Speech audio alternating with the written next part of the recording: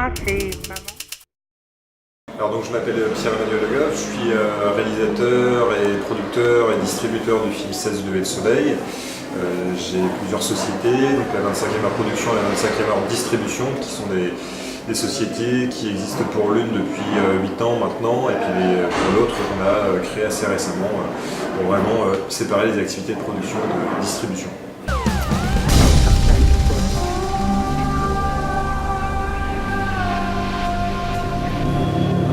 Oui, alors il était une fois une rencontre avec un journaliste qui réalisait un documentaire sur un astronaute allemand, un documentaire qui s'appelle Gravité Zéro, et donc je suis devenu coproducteur de ce documentaire, un documentaire donc tourné dans la station spatiale. Et quand on a été en production de ce film, en post-production pour être précis, on a appris qu'il y avait un Français qui allait partir lui-même dans l'espace à peu près 2 ans plus tard. Et donc on a rapidement repris contact avec l'Agence spatiale européenne ainsi que la NASA pour proposer à cet astronaute français du nom de Thomas Pesquet de suivre son aventure à la fois du côté des entraînements mais aussi de la mission dans l'espace, et qui prenne le relais avec une caméra ultra haute définition et pour en faire à la fois des formats télé mais aussi écran géant, planétarium, cinéma et réalité virtuelle. C'est comme ça qu'est né le projet 16 levées de soleil.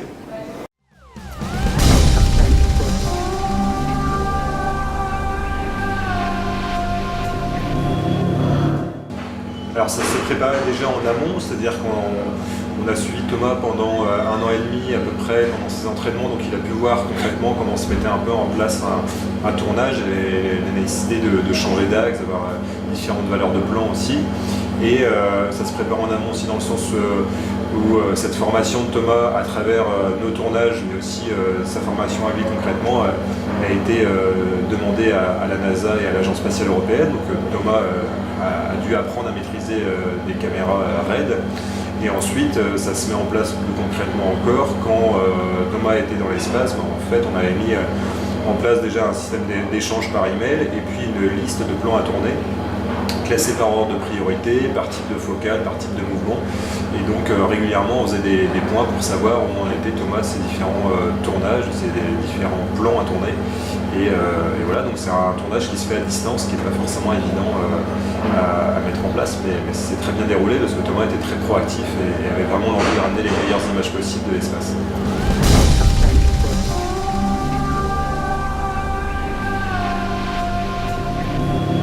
Alors c'est vrai que c'était l'un des plus gros challenges que j'ai eu à relever de tourner dans l'espace, puisque concrètement c'était complexe puisqu'il fallait avoir du temps d'astronaute disponible. Il y avait des négociations aussi avec la NASA et l'Agence spatiale européenne à prévoir en amont qui étaient quand même relativement lourdes, en particulier pour avoir ce temps d'astronaute disponible durant la mission. Ensuite il y avait des défis techniques très concrets à relever, puisque le rayonnement photonique impacte les astronautes en permanence, et donc les caméras, les capteurs étaient donc abîmés, c'est-à-dire il y a des pixels morts qu'il a fallu vraiment retraiter en post-production. Et puis ça c'est pour la partie long métrage, mais pour la partie 360, c'était un énorme défi technique aussi de réussir à ramener des images 360 depuis la station spatiale, mais aussi pour des séquences hors de la station spatiale.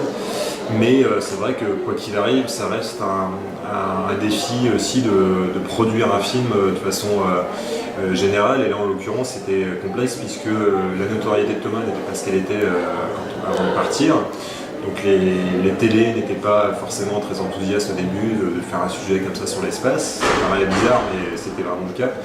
Et c'était des budgets vraiment très importants, puisqu'il y avait plusieurs formats, donc c'était un budget lourd et long à mettre en place. Donc c'était un autre défi complexe, mais voilà, on a réussi à relever ces 2 défis avec succès, heureusement.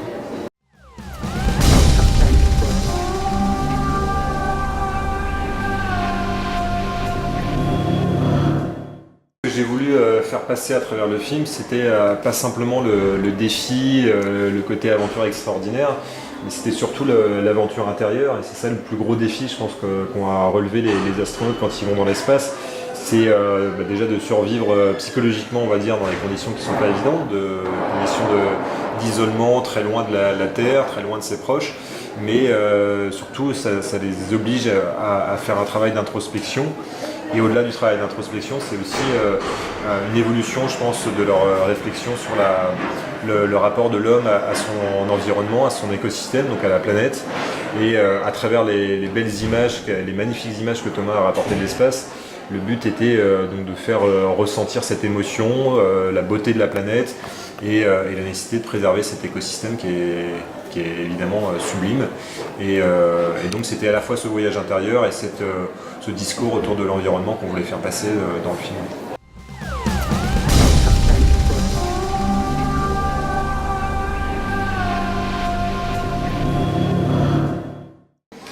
Alors, on était deux monteurs à travailler sur le film, ce qui avait déjà un énorme travail de dérochage et puis de conformation des rushs, puisqu'en fait on avait accès non seulement aux images qu'on avait demandé à Thomas de tourner pour le projet, mais aussi à l'ensemble des autres images tournées dans le cadre de la mission de Thomas, donc la mission 50. Ce qui faisait qu'il y avait une quantité de rushs, une diversité de types de plans qui était extrêmement importante. Et donc Julien s'est chargé pendant plusieurs semaines, même plusieurs mois, de dérusher, de classer, de conformer tous ces plans. Pendant que moi j'étais toujours en train de chercher des financements complémentaires pour le film. Et une fois que ce premier travail a été fait, là on a commencé à travailler sur des premiers ours. Par moment, j'étais pas forcément en capacité de faire 40-50 heures de montage avec Julien, donc il reprenait un peu la main, on refaisait des points ensemble, on retravaillait et je redonnais des impulsions sur le montage, des choix peut-être un peu moins radicaux que ceux qu'on avait pu prendre à un moment donné. Donc c'était vraiment un travail comme ça de ping-pong entre Julien et moi, et c'était une réflexion vraiment intéressante puisqu'on se retrouvait sur les grandes orientations du film avec une volonté d'être relativement radicale dans cette manière de raconter le film et l'aventure de Thomas. Donc c'était une très belle collaboration et puis surtout un travail qui s'est fait sur le long terme, la durée. Et ça c'était une chance qu'on avait de ne pas avoir de deadline vraiment, de ne pas s'imposer de deadline et de rester dans ce qu'on avait envie de faire sans stress entre guillemets de timing.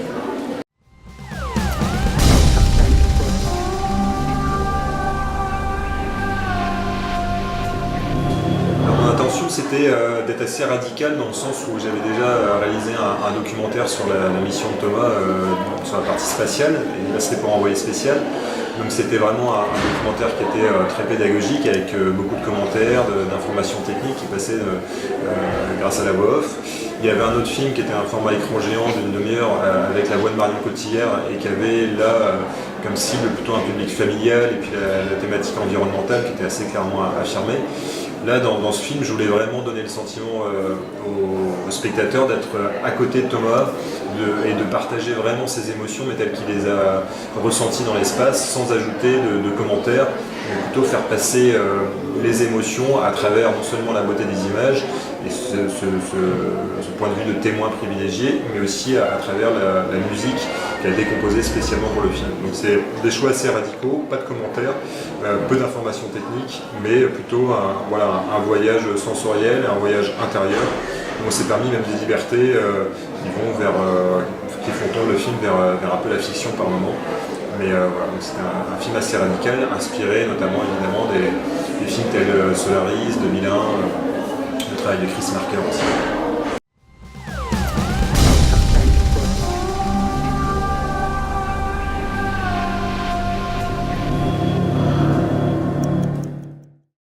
Alors c'est difficile de donner le nombre d'heures de rush qu'on avait pour cette levée de soleil, ce qui en termes de rush 6K, là on avait je dirais une centaine d'heures de rush, mais après tout ce qui était HD, voire SD, donc une qualité d'image moindre, là le nombre de rush était quasiment illimité puisque c'est 6 mois de mission dans l'espace avec une quinzaine de caméras situées un peu partout dans la station spatiale qui filmaient quasiment en permanence.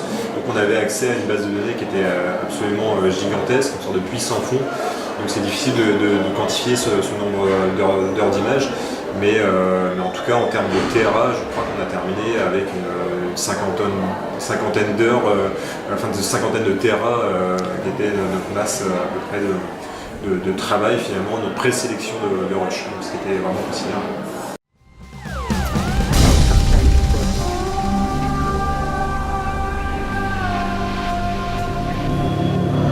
Alors oui, Julien c'est quelqu'un qui est d'une part qui a une force de travail et un calme qui est absolument impressionnant, vraiment, qui a rien lâché, qui en plus a des compétences techniques qui sont extrêmement appréciables pour justement un projet avec ses ambitions techniques et ses difficultés techniques à relever. Quelqu'un aussi qui a une très grande rigueur de travail et c'était aussi nécessaire parce qu'il y avait une très grande quantité de rush à gérer. Et puis d'un point de vue plus artistique, qui a vraiment le souhait de travailler les films de manière assez radicale et de ne pas se laisser aller, on va dire, à tomber dans la facilité parfois sur certaines séquences. Donc que moi, il est vraiment dans un travail qui tend vers la recherche. Et c'est ce qui me plaisait beaucoup et on se retrouvait là-dessus, même si évidemment il y avait du dialogue, parfois on n'était pas tout à fait d'accord sur justement le degré de radicalité. Et donc c'est quelque chose qui s'est fait de façon très naturelle entre nous, le dialogue s'est très vite engagé et c'était vraiment un plaisir de travailler pendant quasiment un an ensemble sur la post-production du film.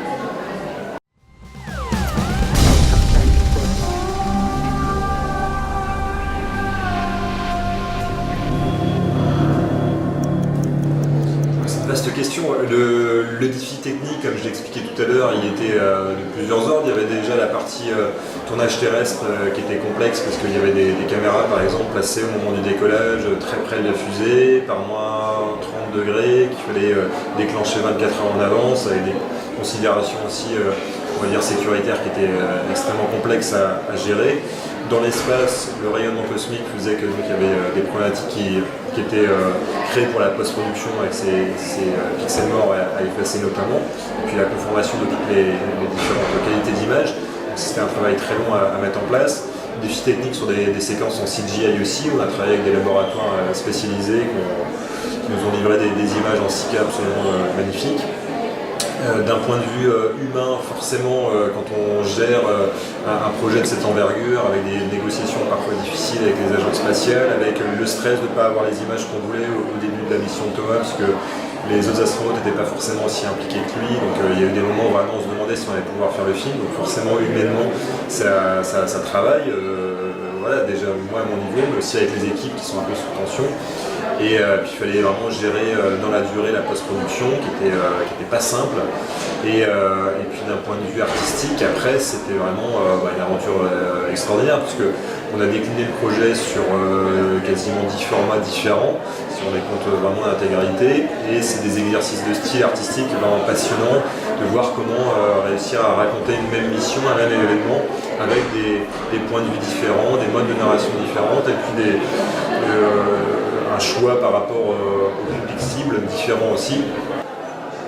Et donc sur la partie artistique, c'était vraiment passionnant de se poser la question de comment s'adresser à des publics différents, avec des médias et des formes d'écriture différentes. Et ça a été vraiment passionnant, que ce soit pour moi en tant que réalisateur, mais aussi pour l'équipe de montage, de post-production, puisqu'il fallait aussi s'adapter à ces formats en termes de ratio d'image, en termes de musique aussi. Donc c'était vraiment passionnant de relever tous ces défis artistiques.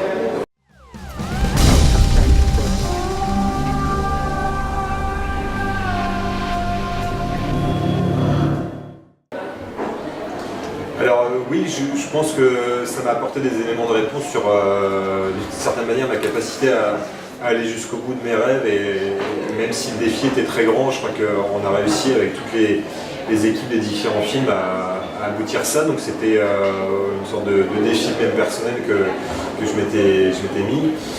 Et puis sinon, ça m'a apporté des choses aussi sur un discours sur la persévérance à travers le parcours de Thomas qui est vraiment exemplaire et qui lui a permis lui aussi d'arriver à réaliser ses rêves.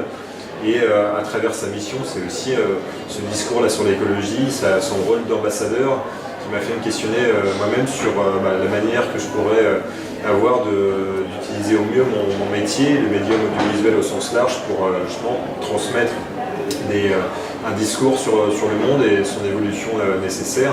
Et ça c'est quelque chose qui n'était pas forcément si prégnant avant. Et puis c'est vrai que le monde a évolué depuis la mission de Thomas. En 2 ans, finalement on se rend compte qu'il y a une accélération, un bouleversement qui n'est pas forcément dans le bon sens et que l'urgence climatique devient de plus en plus nécessaire et qu'on a tous un rôle à jouer et en particulier nous, hommes des médias.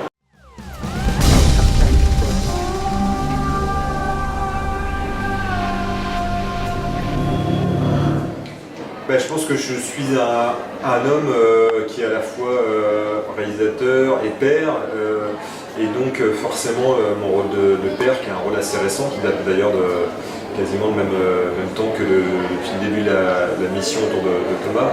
Et donc forcément ça a une incidence sur mon métier, et j'ai envie de transmettre à ma fille des valeurs, un discours, et de montrer que son père se sera engagé comme il peut pour faire un peu évoluer les choses sur les problématiques sociétales. Et voilà, je pense que je ressors aussi assez grandi de cette expérience, puisque voilà, à travers le film, il y a cette possibilité de faire passer un discours assez personnel, que ce soit sur la thématique environnementale, mais aussi sur la quête intérieure, une forme de dimension un peu mystique. Et ça, c'est une vraie chance de pouvoir transmettre ça. Et voilà, donc je suis quelqu'un de plutôt épanoui, je crois.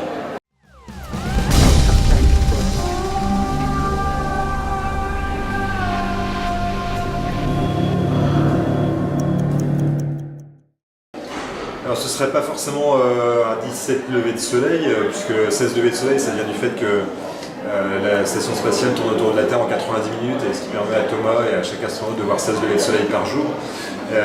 Donc ce serait plutôt un lever de terre par exemple, puisque concrètement ce que j'aimerais, dans mes rêves les plus fous, ce serait refaire une aventure cinématographique et spatiale autour d'une prochaine mission de Thomas, par exemple autour de la Lune ou sur la Lune, avec le projet de village lunaire. Donc ce serait plutôt ça la suite de l'aventure.